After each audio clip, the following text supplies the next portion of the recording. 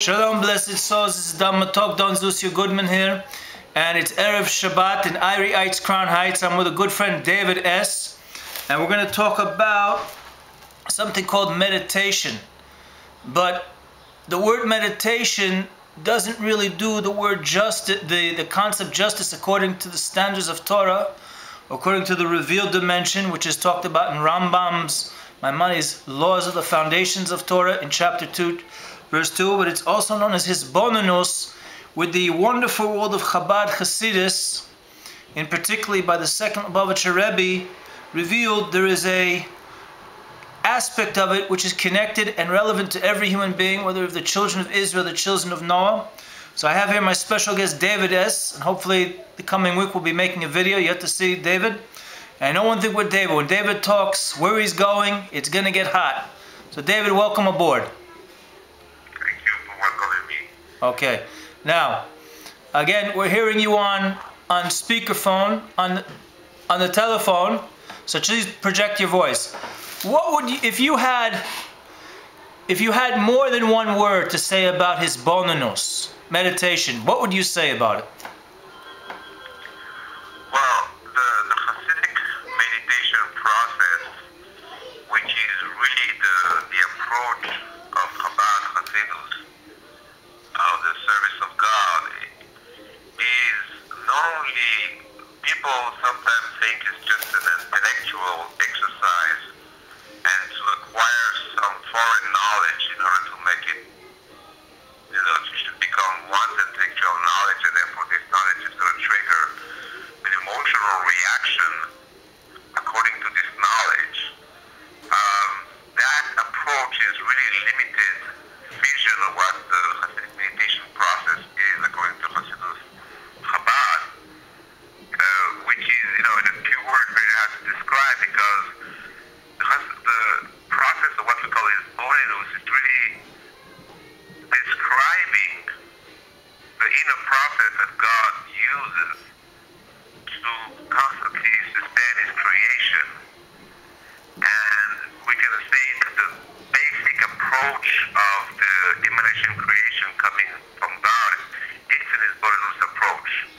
Is even in, we can find in Kabbalah or in different discourse in Chassidus, the fact that the spiritual world and this, what we call the spheres in the spiritual world themselves do the meditation in order to project the light of God in the best way possible. So it's really not just the way of thinking, but it's the way of life, and it's the way to truly have a constant connection to God, and not just have the reality of God in books or in special places, and once we're back in the regular world, so to speak, there's this disconnection taking place that we know all of us feel, from time to time. At the same time, Hisboenenuse shows you that God is way beyond the meditation process, and God is way beyond an infinite process, and that God is way beyond what we perceive God is to be, and that God is way beyond what we call a creator or even a spiritual being. So Hisboenenuse is not here just to limit some kind of relationship with God through an intellectual approach, but it's here to show you that God is much more than to what you think He is. And that keeps on going constantly, according to the second Lubavitcher Rebbe. If you don't have, with an understanding of the concept, another door, a new door that opens up to show you that there's so much more to this concept, that little it's just the top of the iceberg. Therefore, your Hisboenenuse process is not, very good. How does the average person on the street start to feel that they can engage in a qualitative and quantitative type of meditation, otherwise known as Hisboenenuse? Well, the Lubavitcher Rebbe is clear about this. The Hisboenenuse process is for everybody and every Jew. This been the desire, this revelation of the Hisboenenuse process by the first Lubavitcher Rebbe, the Alter Rebbe. In the letter explains clearly this is for all Klal Israel, for all Jews, really eventually all mankind.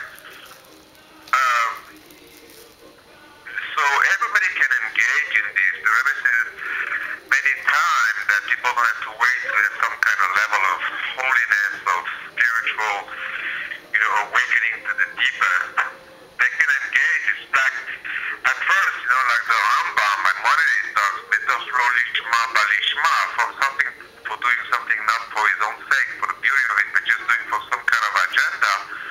But if you keep persisting and going into the details of the knowledge of God, you will eventually do it for really getting to the bottom line of the truth, and you forget your own agenda, whatever this agenda is. So everybody has a mind, thank God.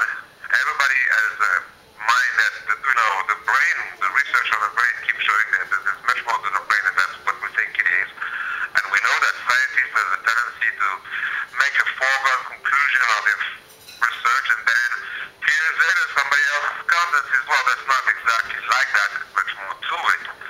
And it's exactly, by the way, what Hisboenenuse talk about. Don't go into rush conclusion and textual speculation. So with a proper approach and a proper teacher, obviously, and a true desire to find out if there is a real truth, the bottom line truth in this world, yes or no, anybody can engage into this. Okay.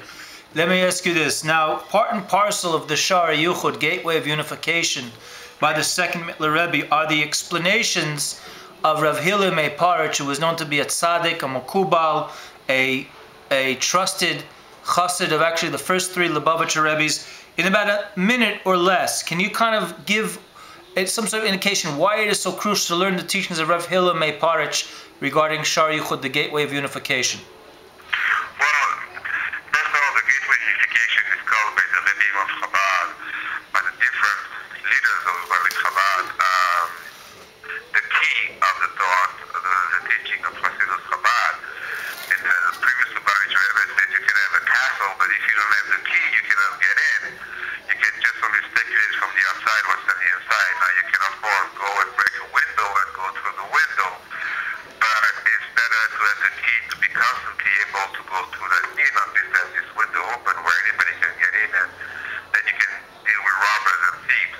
So that's a lot to say about Shaar HaYichud. Now, Rabbi Hillel himself, he's the key of Shaar HaYichud, enabling you to not be afraid of those tremendous empty concepts and be able to relate to them. And what Rabbi Hillel does exactly what a teacher is supposed to do. He opens up your mind and he makes you realize that you can understand those teachings because really they are there in your mind.